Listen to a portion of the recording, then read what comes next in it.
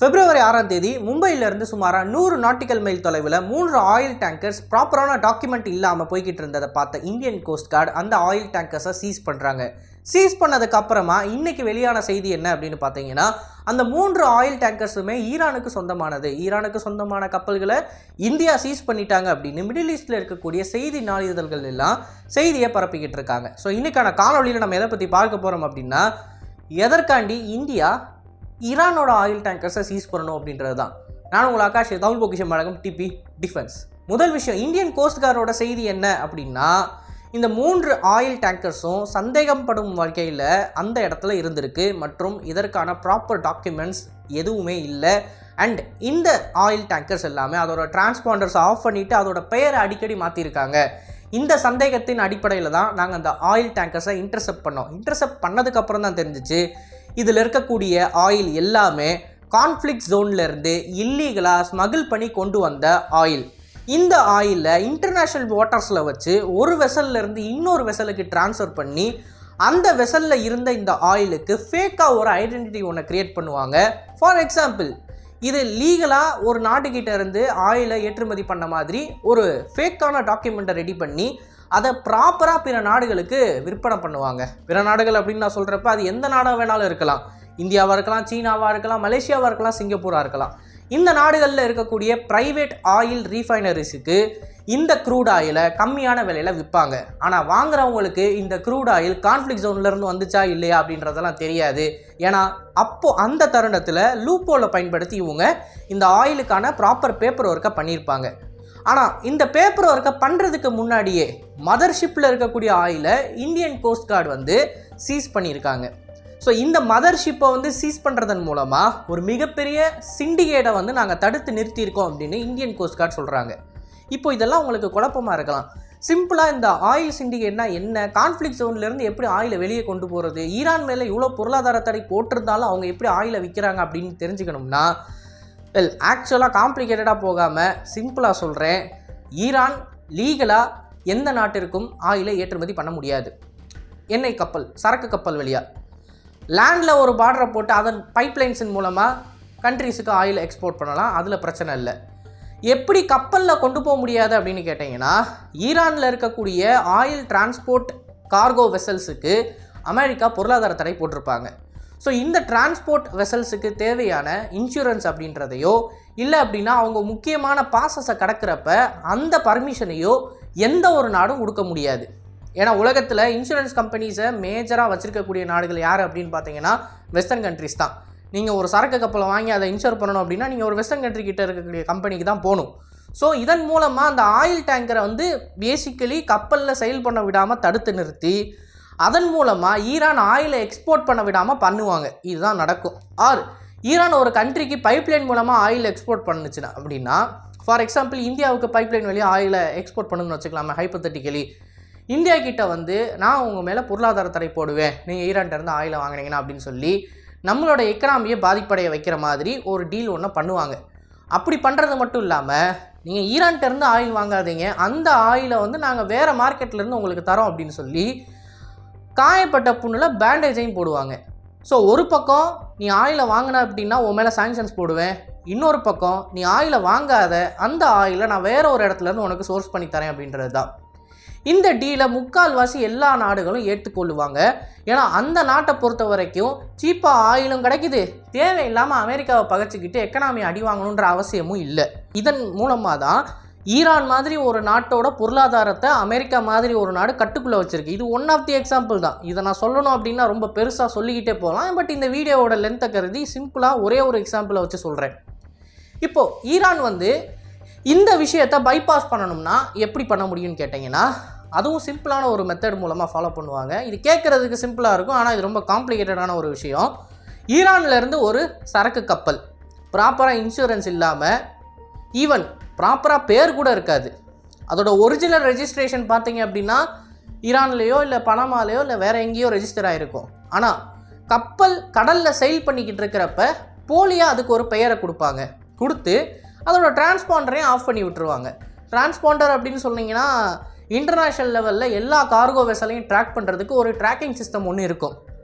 அந்த ட்ராக்கிங் சிஸ்டம்லேருந்து கிடைக்கக்கூடிய இன்ஃபர்மேஷன்ன்றது பப்ளிக் வந்து ஆக்சஸ் பண்ணுற மாதிரி இருக்கும். பப்ளிக்குன்னு சொல்கிறத விட உலகத்தில் இருக்கக்கூடிய எல்லா கோஸ்ட் கார்ட்ஸ் மற்றும் நேவியும் அந்த இன்ஃபர்மேஷன் ஆக்சஸ் பண்ணலாம். ஃபார் எக்ஸாம்பிள், மும்பையிலேருந்து 100 நாட்டிகல் மைல் தொலைவில் ஒரு கார்கோ வெசல் வந்துகிட்டு இருக்கு. அந்த கார்கோ வெசல் யாரோடது, எங்கேருந்து வருது அப்படின்றத தெரிஞ்சுக்கணும்னா கோஸ்ட் கார்டு சிம்பிளாக ஒரு பட்டன் அமுக்கிறதன் மூலமாக அந்த கார்கோ வெசலோட டீட்டெயில்ஸ், அதோட ஓனர், அது எந்த கம்பெனியை சேர்ந்தது, எந்த நாட்டில் ரிஜிஸ்டர் ஆகிருக்கு, அது எங்கேருந்து எங்கே போய்கிட்டு இருக்குன்ற எல்லா டேட்டாவையும் அவங்களால எடுக்க முடியும். இதனால் ஸ்மக்லிங்கை வந்து தடுக்க முடியும். ஸோ டிரான்ஸ்பாண்டரை ஆஃப் பண்ணுறது அப்படின்றது வந்து சாதாரணமான விஷயமே கிடையாது. எந்த பிரச்சனை வந்தாலும் சரி, என்ன ஆனாலும் சரி, டிரான்ஸ்பாண்டரை யாருமே ஆஃப் பண்ண மாட்டாங்க. பட் இந்த வெசல்ஸ் எல்லாமே டிரான்ஸ்பாண்டரை ஆஃப் பண்ணிடும். பெயரையும் ஃபேக்காக பொருத்தும், மாற்றிக்கிட்டே இருப்பாங்க அடிக்கடி பெயரை.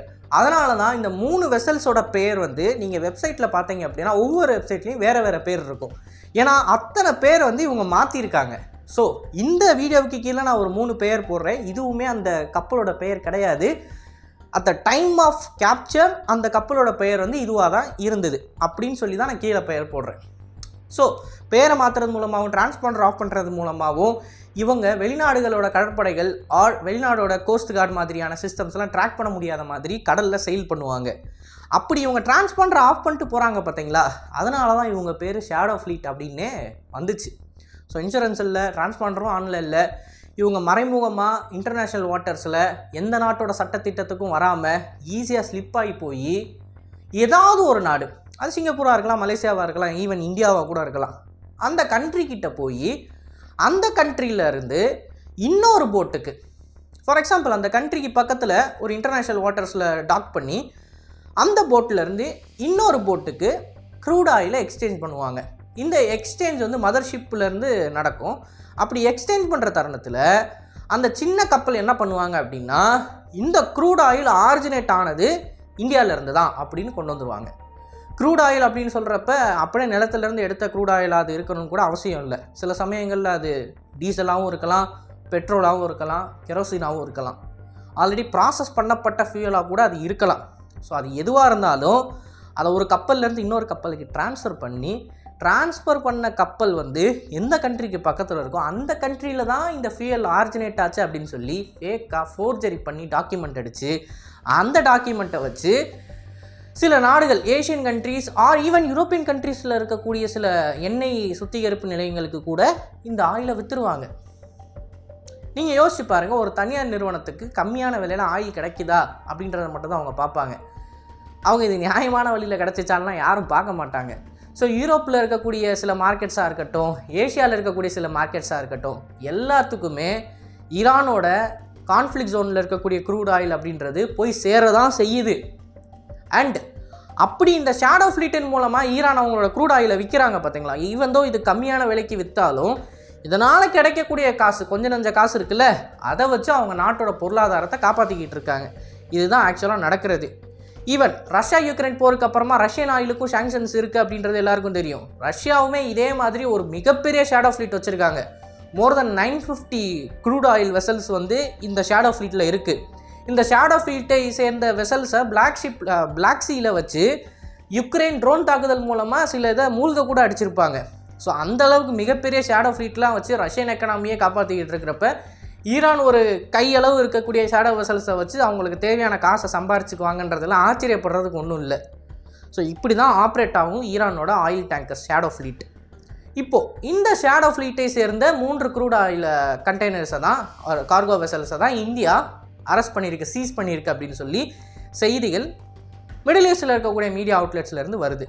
ஸோ இந்த நியூஸஸை வந்து நீங்கள் ஒன்று வச்சு பார்த்தீங்க, ஈரான் எப்படி ஆப்ரேட் பண்ணுதுன்றதை பார்த்துட்டு இந்த கார்கோ வெசலோட சீஸை நீங்கள் பார்த்தீங்க அப்படின்னா இது ஈரானை சேர்ந்த ஒரு கார்கோ வெசலாக இருக்கிறதுக்கு அதிக வாய்ப்புகளும் இருக்குது. அண்ட் 3 கார்கோ வெசல்ஸில் ஒரு கார்கோ வெசல் ஆக்சுவல் ஐடென்டிட்டியை ட்ரேஸ் பண்ணி பார்த்தப்ப அது ஈரானில் தான் ரெஜிஸ்டர் பண்ணப்பட்ட ஒரு கார்கோ வெசல் அப்படின்றதும் நமக்கு தெரிய வருது. அப்போது கிட்டத்தட்ட 90% இது ஈரான் ஸ்மகிள் பண்ண ஒரு ஆயில் தான். பட் இந்த ஆயில் இன்டர்நேஷ்னல் லாஸை மீறிய காரணத்தினால் இதை இந்தியன் கோஸ்ட் கார்டு சீஸ் பண்ணியிருக்காங்க. இப்போது இந்தியன் கோஸ்ட் கார்டு வந்து இதை சீஸ் பண்ணணுமா, ஈரான் தானே இதை விட்டுடலாமே அப்படின்னு நீங்கள் நினச்சிங்கன்னா அதுதான் தவறான விஷயம். ஏன்னா ஆல்ரெடி இந்திய பெருங்கடலை பொறுத்த வரைக்கும் இங்கே ஏகப்பட்ட பவர்ஸ் அவங்களோட ஆளுமையை கொண்டு வரணும் அப்படின்னு நினைக்கிறாங்க. லைட்டாக நம்ம நூல் விடுற கேப்பு கொடுத்தா போதும், அவங்க ஒரு ட்ரெயினே அதுக்குள்ளே ஓட்டிடுவாங்க. இப்படி இருக்கிற சூழ்நிலையில் ஒரு பெரிய ஸ்மக்லிங் ராக்கெட் ஒன்று இந்தியன் ஓஷன் வெளியே, அதுவும் குறிப்பாக மும்பையிலேருந்து வெறும் 100 நாட்டிக்கல் மைல் தூரத்தில் ஆயிலை ஸ்மகிள் பண்ணுறாங்க அப்படின்றது தெரிஞ்சிச்சுன்னா அமெரிக்கா இதையே ஒரு காரணமாக வச்சு அவங்களோட டெஸ்ட்ராயர் போர்க்கப்பலெல்லாம் கொண்டுட்டு வந்து நம்மளோட ஆளுமைக்கு உள்ள பகுதியில் வந்து நிறுத்துவாங்க. அப்போ அமெரிக்கா என்ன சொல்லுவாங்க தெரியுமா? நீங்கள் ஈரானோட ஷேடோ வெசல்ஸை வந்து சீஸ் பண்ணலை, அதனால அந்த வேலையை நாங்கள் பார்க்குறோம். அக்கார்டிங் டு இன்டர்நேஷ்னல் லா இந்த ஈரானியோட இல்லீகல் வெசல்ஸோ இல்லை வேறு எந்த கண்ட்ரியிலேருந்து ஆரிஜினேட் ஆகக்கூடிய இல்லீகல் வெசல்ஸையோ சீஸ் பண்ணுறதுக்கு எங்களுக்கு உரிமை இருக்குது. மற்றும் இன்டர்நேஷ்னல் சட்டத்திட்டத்தை பொறுத்த மட்டில் கார்கோ வெசல்ஸுக்கு சேஃப்டி கொடுக்கறதுலையும் எங்களுக்கு உரிமை இருக்குது. ஸோ அதனால் உங்களோட ஆளுமைக்குள்ள பகுதியாக இருந்தாலும் எங்களுக்கு கவலை இல்லை, நாங்கள் கொண்டு வந்து 4 டெஸ்ட்ராயரை நிப்பாட்டுவோம் அப்படின்னு அமெரிக்கா வந்து நிற்பாங்க. ஸோ அமெரிக்கன்ஸ் மாதிரி சீனர்கள் வர வாய்ப்பு இருக்குது, ஈவன் யூரோப்பியன்ஸ் கூட டெஸ்ட்ராயர்ஸ் அனுப்புறதுக்கு வாய்ப்பு இருக்குது. ஸோ இதன் காரணமாக தான் ஈரான் நீங்கள் வெளியே என்ன வேணால் பண்ணிட்டு போங்க, எங்களோட ஆளுமைக்குள்ளே இருக்கக்கூடிய வாட்டர்ஸ் கிட்டத்தட்ட நம்மளோட கோஸ்டல் லைன்லேருந்து 2000 நாட்டிக்கல் மைல் தூரம் வரைக்கும் அது நம்மளோட ஸ்பியர் ஆஃப் இன்ஃப்ளூயன்ஸ். அது நமக்கு சொந்தமான பகுதி இல்லை, ஸ்டில் அது நம்மளோட ஸ்பியர் ஆஃப் இன்ஃப்ளூயன்ஸ். அதுக்குள்ளே என்ன நடந்தாலும் அதை நம்ம தான் ஃபஸ்ட்டு ரெஸ்பாண்ட் பண்ணணும், அதை ஃபஸ்ட்டு நம்ம தான் சால்வ் பண்ணணும். இதனால தான் ஆன்டி பைரசி ரோல்லையும் சரி, நம்ம இதற்கு முன்னாடி ஹூத்தீஸ் அனுப்பின மிசைல்ஸ் அண்ட் ட்ரோன்ஸை இன்டர்செப்ட் பண்ணுறதுக்கு அந்த பகுதியில் வந்து நம்ம டெஸ்ட்ராயர்ஸ் அனுப்புனதும் சரி, அதுக்கான ரீசனே இதுதான். நம்மளோட ஆளுமைக்குள்ளே இருக்கக்கூடிய பகுதியில் நம்ம செக்யூரிட்டியை ப்ரொவைட் பண்ணால் மட்டும்தான் அடுத்த ஆள் அந்த பகுதிக்குள்ளே வரமாட்டாங்க. இது நம்மளோட நாட்டை பாதுகாக்கிறதுக்கு நம்ம எடுக்க வேண்டிய ஸ்டெப்பு. இதில் பாவம் புண்ணியம்லாம் நம்ம பார்க்க முடியாது. அதனால தான் இது ஈரானுக்கு சொந்தமானதாகவே இருந்தாலும் இதை இந்தியா சீஸ் பண்ணியிருக்கு. பட் இந்திய தரப்புல இருந்து இது ஈரானுக்கு சொந்தமான வெசல்ஸ் தான் அப்படின்ற எந்த ஒரு செய்தியும் கிடைக்கவில்லை. அண்ட் ஈரானியர்களும் இப்போ வரைக்கும் இந்தியா ஈரானோட ஆயில் டேங்கர்ஸை சீஸ் பண்ணியிருக்கு அப்படின்ற மாதிரியும் எந்த ஒரு செய்தியையும் கொடுக்கவில்லை. ஈவன் தோ இது ஈரானுக்கு சொந்தமானதாக இருந்தாலும் மோஸ்ட் ப்ராபப்ளி அவங்க சொல்ல போகிறது இல்லை. அண்ட் இந்தியன்ஸ் ஆகிய நம்மளும் இதை ஈரானுக்கு சொந்தமானது தான் அப்படின்னு சொல்ல போகிறது இல்லை. நமக்கு தேவை நம்மளோட ஸ்பியர் ஆஃப் இன்ஃப்ளூயன்ஸில் நம்ம தான் டாமினண்ட்டாக இருக்கணும் அப்படின்றது மட்டுமே. அண்டு நீங்கள்லாம் இன்னொரு கேள்வி கேட்கலாம், ஈரானோட முதுகில் இந்தியா குத்திருச்சா அப்படின்னு சொல்லி நீங்கள் கேள்வி கேட்டிங்கன்னா, 1 மாதத்துக்கு முன்னாடி இந்தியாவில் இருக்கக்கூடிய செயிலர்ஸ் 16 பேரை ஈரானியன் கவர்மெண்ட் அரெஸ்ட் பண்ணுறாங்க. சேம் ஒரு கார்கோ வெசல் வந்து இல்லீகலாக டீசலை ஸ்மகிள் பண்ணியிருக்கு அப்படின்ற கேஸில் அரெஸ்ட் பண்ணுறாங்க.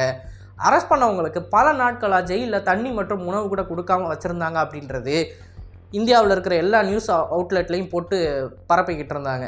அந்த டைம்லலாம் நீங்கள் அமைதியாக இருந்துட்டு இப்போது ஈரானுக்கு சொந்தமான ஆயில் டேங்கரை இந்தியா சீஸ் பண்ணதுக்கு மட்டும் நீங்கள் குரல் கொடுத்தீங்க அப்படின்னா அது என்ன why you guys are in India. And அது மட்டும் இல்லாமல் கடந்த 16 க்ரூ மெம்பர்ஸ் அரெஸ்ட் ஆனாங்க இல்லையா ஈரானில், அதுலேருந்து 8 பேர் ரிலீஸ் பண்ணப்பட்டிருக்காங்க. மிச்ச பேர் வந்து என்ன கண்டிஷன் சொல்லி இன்னும் வரைக்கும் செய்தி வரலை. அவங்களும் ரிலீஸ் பண்ணப்படுவாங்க, பட் அது என்ன தேதின்றது தெரியலை.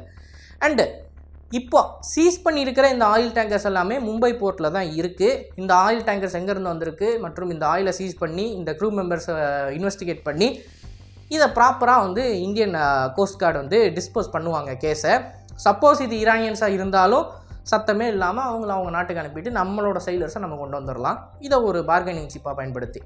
ஸோ இவ்வளோ தான் இந்த மேட்ரு. இதை பற்றி உங்களோட கருத்து என்ன அப்படின்றத மறக்காமல் கமெண்ட்ஸில் பதிவிடுங்க. அண்ட் இது போல் நிறைய தகவலை தெரிந்து கொள்ள டிபி நியூஸ் பேஜை ஃபாலோ பண்ணிக்கோங்க. நல்லதை இப்போ இருந்து நல்ல சமுதாயத்தை வரக்கும். நன்றி, வணக்கம்.